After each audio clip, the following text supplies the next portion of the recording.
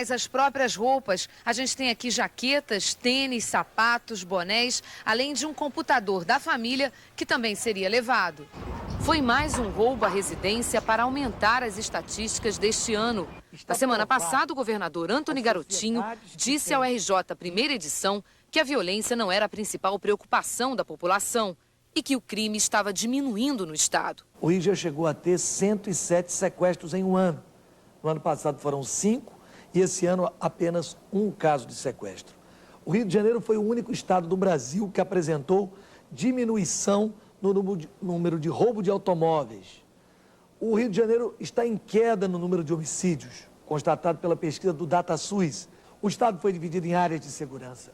A polícia está comprando equipamentos novos. Criamos delegacias especializadas e combatendo o crime organizado. Agora, a delinquência é preciso um esforço por parte da sociedade, por parte dos meios de comunicação e da própria família. Mas os dados da Secretaria de Segurança mostram o contrário. Os números publicados no Diário Oficial apontam um crescimento em 5 tipos de crimes em abril deste ano, em comparação com o mesmo mês do ano passado, em todo o estado.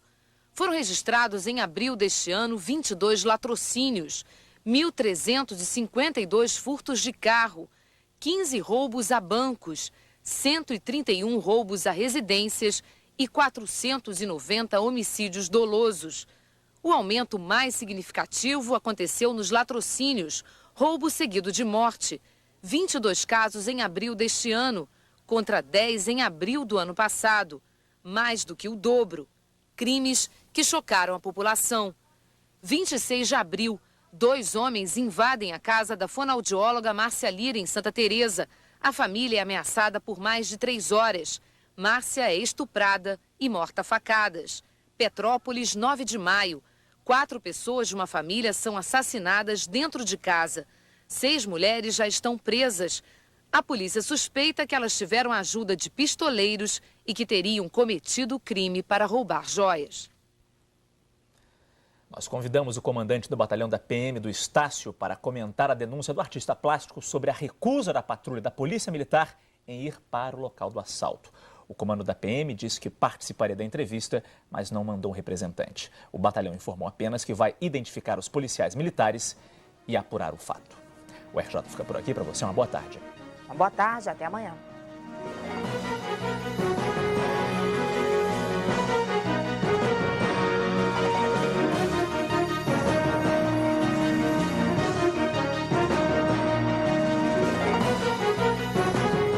A Agência Nacional do Petróleo vai apresentar um plano alternativo ao racionamento de energia. Quem gasta menos ganha prêmio, quem gasta muito paga muito. O resultado obtido por famílias do Paraná que participam de um programa para economizar energia no horário de pico. O senador Saturnino Braga deve pedir a abertura de processo contra os senadores Antônio Carlos e José Roberto Arruda por quebra de decoro, o que pode levar à cassação do mandato. Qual é a hora certa para tirar a carteira de identidade das crianças? Você vai ver daqui a pouco no Jornal Hoje. O Globo em Movimento apresenta Balé do Teatro Municipal em A Megera Domada, com coreografia de John Cranco. Toda a graça e o humor da obra de Shakespeare, apresentada por uma das mais importantes companhias de dança do país. De 18 a 27 de maio, Teatro Municipal, um evento cultural do jornal O Globo.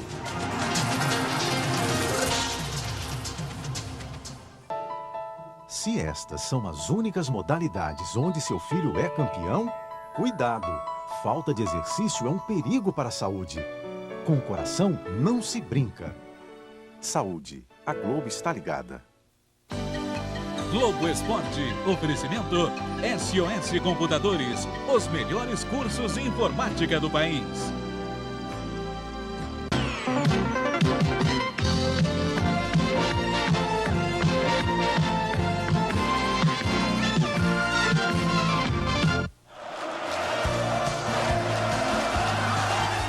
Vasco, campeão brasileiro feminino de basquete.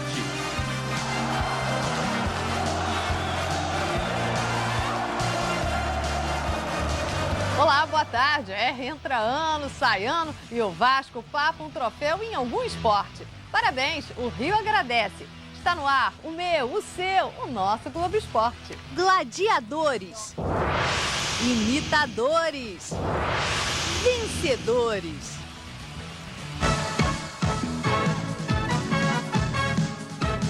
O Flamengo vai enfrentar o Coritiba nesta quarta-feira pelas quartas de final da Copa do Brasil. A equipe carioca não vai poder contar com alguns titulares, mas a Galo faz mistério sobre o time.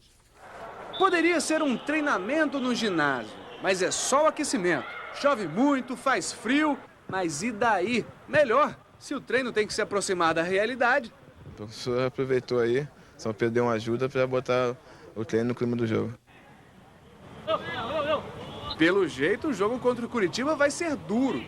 Campo pesado, mas nada de treinar de leve. Beto sente, Roma sente, mas quem tá reclamando?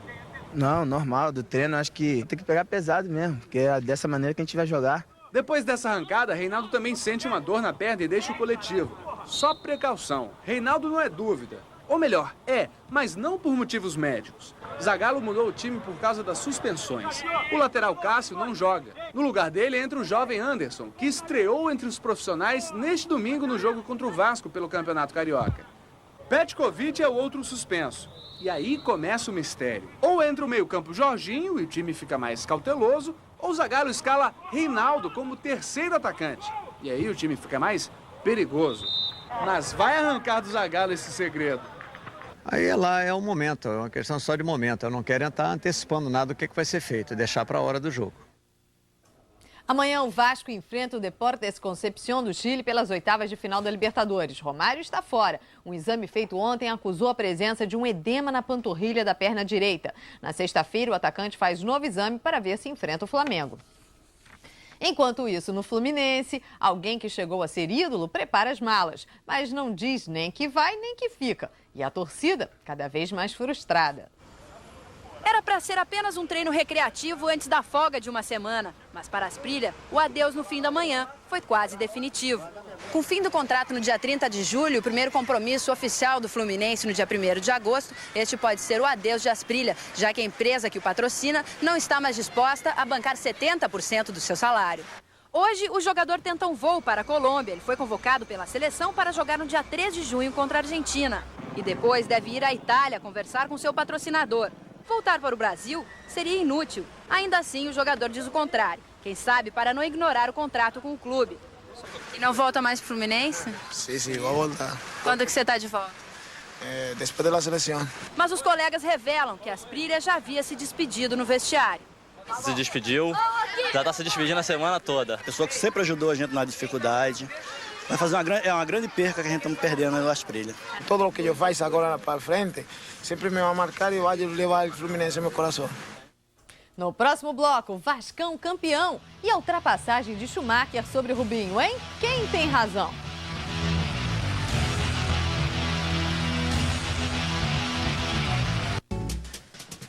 Um Big Mac. E você? Um Big Mac pra mim também. Você já sabe comer um Big Mac? Eu tenho consciência que ainda não sei tudo.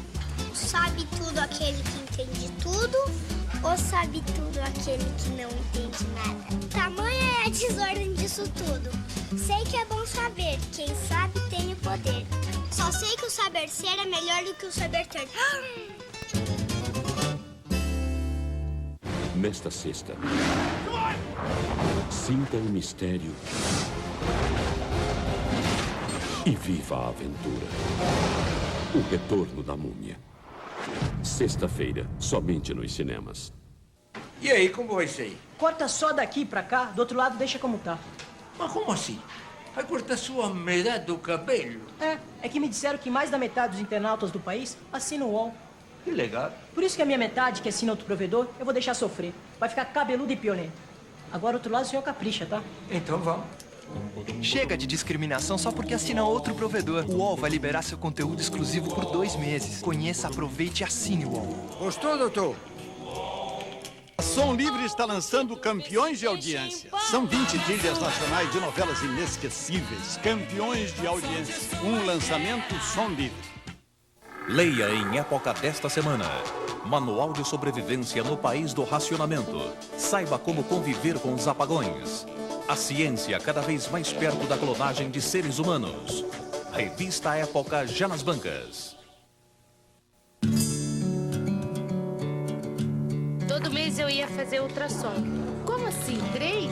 Se 3 é muita coisa, mais. Tudo em triplo. Ainda bem que a gente já tinha acreditado. Dar conta de 3 ao mesmo tempo é uma coisa... Você vai dando um jeito, e a gente divide. A gente vai conseguindo. Credicar, sempre do seu lado, sempre do seu jeito. Caceta e Planeta, urgente. Com essa turma, o humor chega sempre em primeiro lugar. Pô, por que o senhor mandou parar, professor Rubinho? O sinal tá verde. Ué, porque tá na hora do alemão passar. Hoje, depois de Porto dos Milagres, Caceta e Planeta, urgente.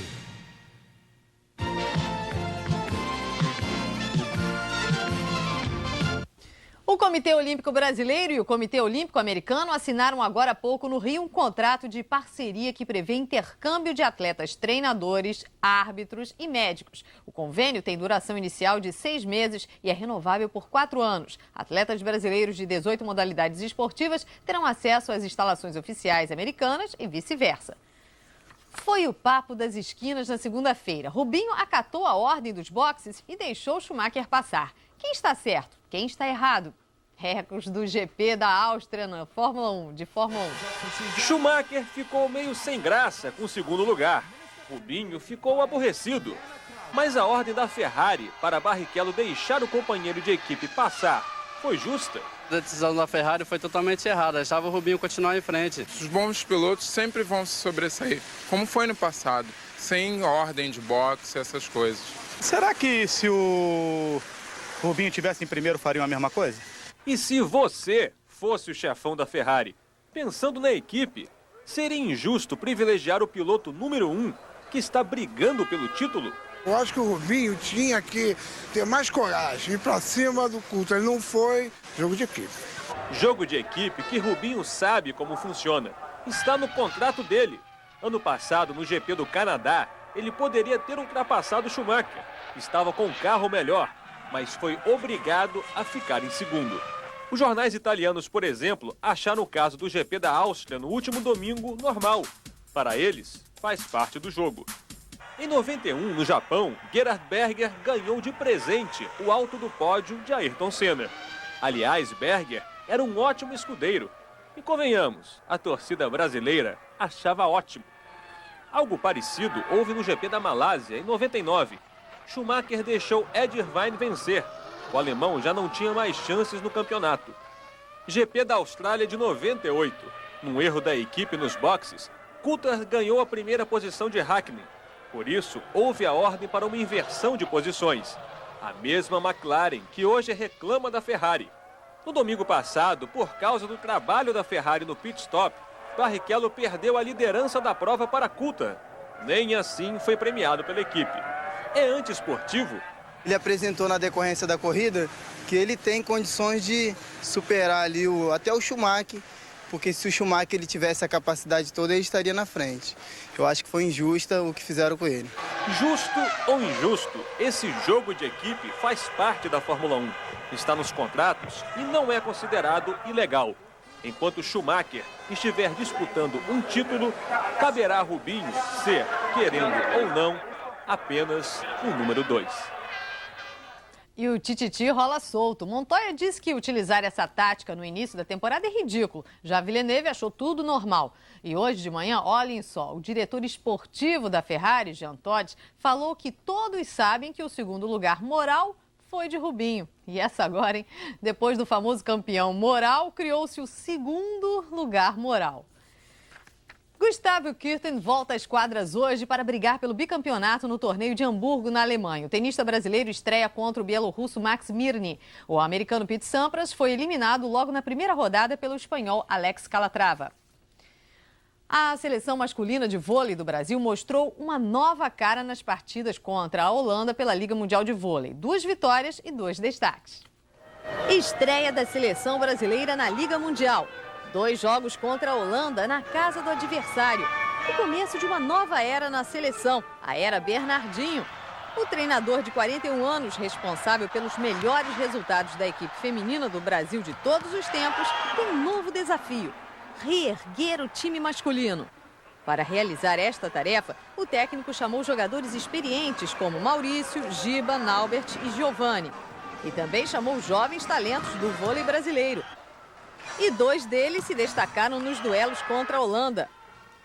O líbero Sérgio Santos foi o 3º melhor recebedor da primeira rodada. O jovem André foi o 3º melhor atacante. Ele foi fundamental para as 2 vitórias brasileiras. Fez pontos importantes e mostrou que está pronto para vencer também na seleção. Ponto para Bernardinho, que começou muito bem uma longa caminhada em busca de um título que o Brasil conquistou somente uma vez há 8 anos. Franco e Roberto Lopes e Adriana Bear e Shelda conquistaram a 5ª etapa do Circuito Brasileiro de Vôlei de Praia em Goiânia. Os cearenses derrotaram Tandy e Emanuel por 2-1. Com o título, a dupla chega à marca de 400 vitórias na competição. Já as medalhas de prata em Sydney venceram a dupla Adriana Bento e Magda por 2-0. É o 3º título de Adriana Bear e Shelda na temporada. Mais um classificado. San Antonio Spurs arrasa o Dallas Mavericks. Com o placar de 105-87, o time vence a série do mata-mata, conseguindo 4 vitórias contra 1. Agora, na final do grupo do Oeste, o Spurs terá pela frente o Los Angeles Lakers. 30 jogos, 30 derrotas. Esse é o retrospecto da Sojipa no Campeonato Nacional Masculino de Basquete. A pior campanha de um time na história da competição. Uma equipe que só não faz sofrer um apaixonado coração de mãe. Maria Helena Gaidzinski não perdeu um jogo da Sojipa em Porto Alegre. Abriu mão de qualquer programação em benefício do jogo do basquete. Uma paixão compartilhada pelo filho Júlio. Ele é um dos meninos do time de basquete da Sojipa. A média de idade é de 20 anos e ninguém recebe salário para jogar. A gente tá jogando contra os caras, né, a pipoca. Pessoal que treina de manhã, de tarde, faz só isso na vida. Fica difícil competir, né, pelo preparo físico, por tudo. Mas a mãe nunca desistiu. Ela torcia. Vai, Julinho! Júlio arremessava em busca da primeira vitória do time gaúcho no Campeonato Brasileiro. Eu peço pro meu santo forte, dá uma ajudadinha, eles estão quase chegando lá. Nem com o pedido dela... Agora que tem que rezar pro santo.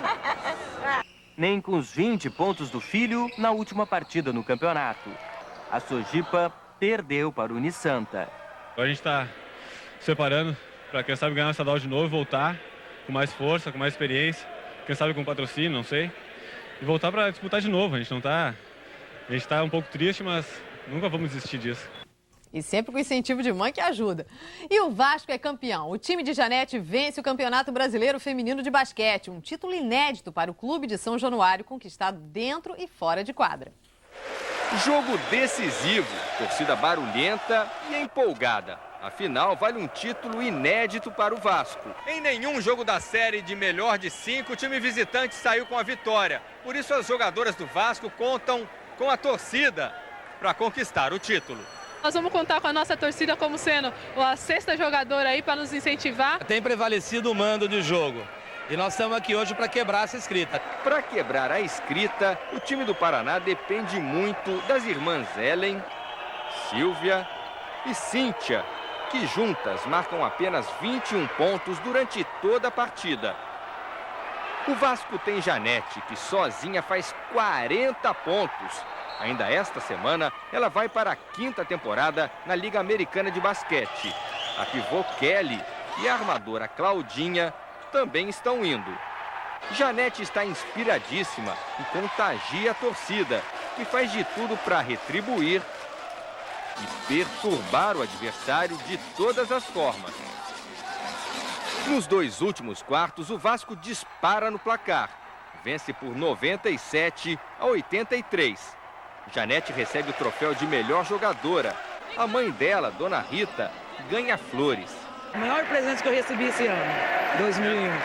Kelly também procura o ombro da mãe, Dona Lídia, para chorar de felicidade. emoção é muito grande. Entre abraços e beijos, o Vasco comemora o título inédito. Já já, o que os gladiadores têm a ver com o esporte? E uma reportagem especial sobre Canidia e Maradona.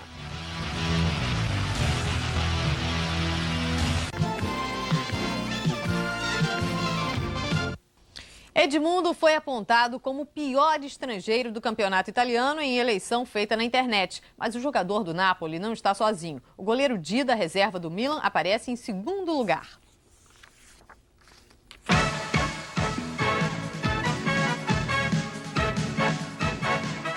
O técnico Emerson Leão esteve ontem em Porto Alegre. A seleção e o futebol brasileiro estavam na pauta. Considerações e algumas críticas nas palavras, ou seja, um desabafo.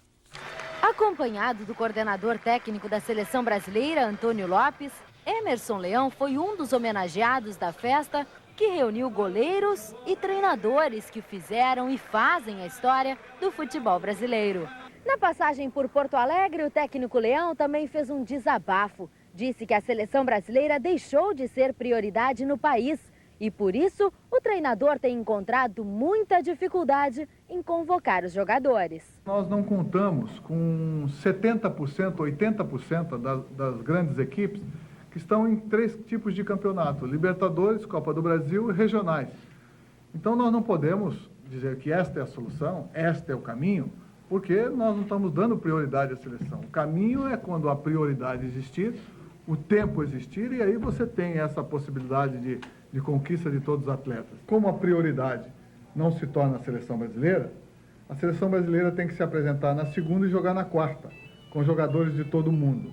Isso é desagradável e isso não é prioridade. O técnico Leão também criticou a situação dos clubes brasileiros. Se nós fizermos uma seleção dos grandes equipes, nós teremos apenas um número de 4 ou 5 equipes financeiramente pagando em dia os seus funcionários. Isso é uma vergonha para nós, mas é uma realidade também. O Cruzeiro recebe o Nacional do Equador hoje à noite no Mineirão, precisando apenas de um empate para se classificar para as quartas de final da Libertadores. O time mineiro venceu o jogo de ida por 2-1. Quer um tango portenho nos campos do Brasil? Sim, nós temos Canidia e Maradona jogando por aqui. E olha que achamos algumas vantagens. Hoje, Maradona e Canidia já não reinam juntos nos campos da Argentina e do mundo, mas continuam presentes no jeito de jogar de 2 brasileiros. Aldides Barroso de Castro, 31 anos, começou a carreira nas categorias de base do Tiradentes do Piauí, onde recebeu o apelido de Maradona.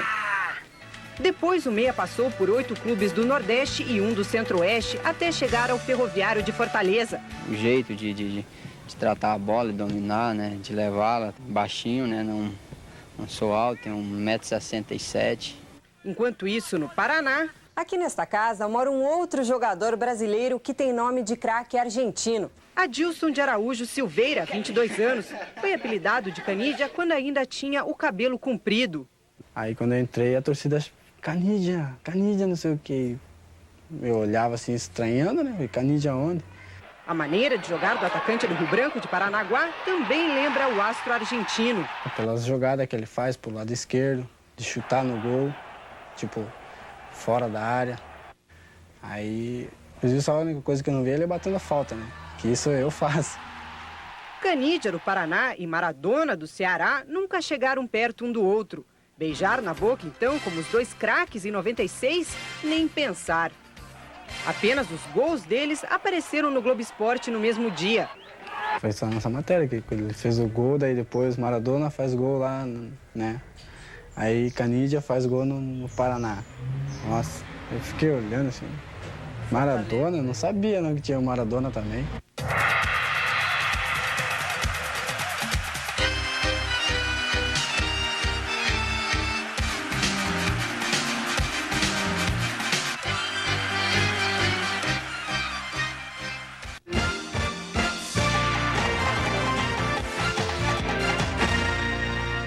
Ele fez o gol que levou o Corinthians à final do Paulistão. Antes de encarar o Atlético Paranaense pela Copa do Brasil, Ricardinho deu uma passadinha em casa. Mas rapidinha, porque o jogo é depois de amanhã. E domingo já tem decisão em São Paulo.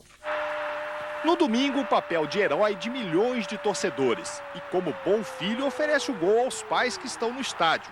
Na segunda-feira, a história é outra. Ricardinho acorda cedo para cumprir o papel de pai herói de apenas um de seus fãs. Cadê o papai aqui? Nessa foto. Cadê o papai? Depois de uma semana concentrado, o jogador estava morrendo de saudades da família. A mulher, Juliana, sabe que o marido fez bonito no domingo. Bruno, de apenas 1 ano e 4 meses, ainda não entende de futebol.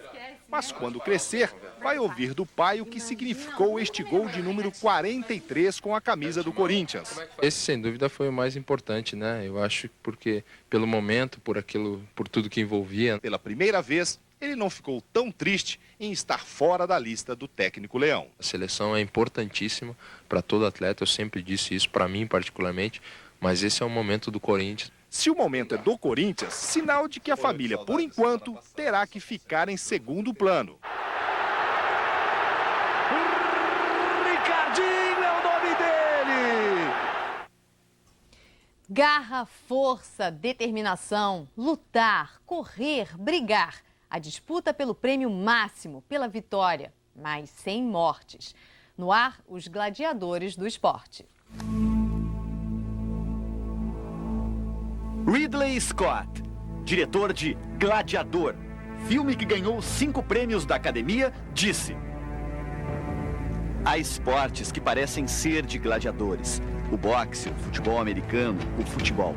Há tanta diferença, tirando a morte dos competidores? Não. Basicamente é igual.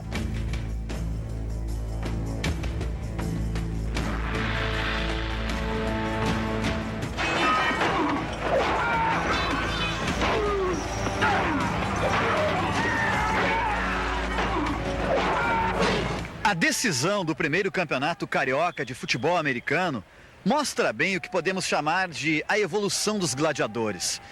O jogo, por mais disputado que seja, não precisa terminar com a morte de algum competidor.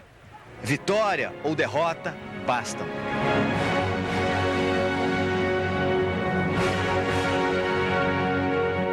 Basicamente é isso, tirando a morte, é isso aí, é disputa de território. Você tem que empurrar a bola, levar a bola para frente a cada polegada, entendeu? Os companheiros vão abrindo o caminho para você, entendeu? Os companheiros vão empurrando a defesa adversária e você vai avançando, sem deixar que eles tomem posse da bola. A verdade do jogo é completamente essa. O espírito dos gladiadores se faz presente? Sempre. Sempre, porque tem muita força envolvida lá. E com espírito de luta, a equipe Águias de Copacabana agarrou o time Répteis de Botafogo e conquistou o título. Há um paralelo peculiar entre os jogos de gladiadores há 2.200 anos com os jogos de futebol de hoje.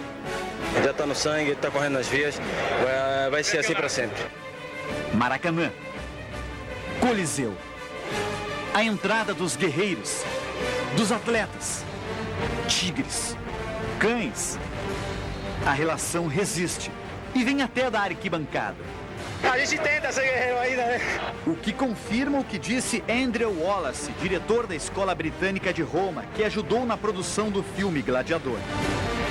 Como os romanos, que lotavam arenas para ver alguém morrer e aplaudir, somos instintivamente atraídos pela mesma combinação de habilidade, perigo e combatividade. Multidões lotam autódromos. Ali estão os gladiadores tecnológicos e suas perigosas máquinas. A batalha entre a vida e a morte é travada a cada curva. No ringue, a cada soco. É a nossa espécie evoluída desafiando o medo. Querendo lutar sem violência pela paz, pelo amor, pela felicidade. Mesmo com o espírito dos gladiadores sempre por perto.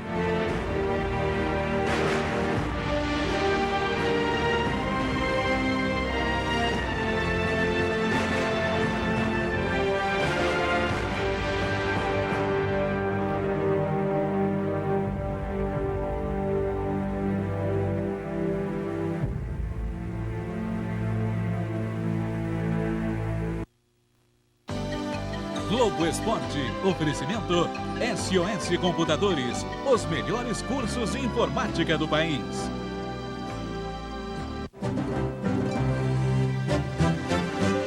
Globo, a gente se vê por aqui. Hoje, as emoções de Brava Gente.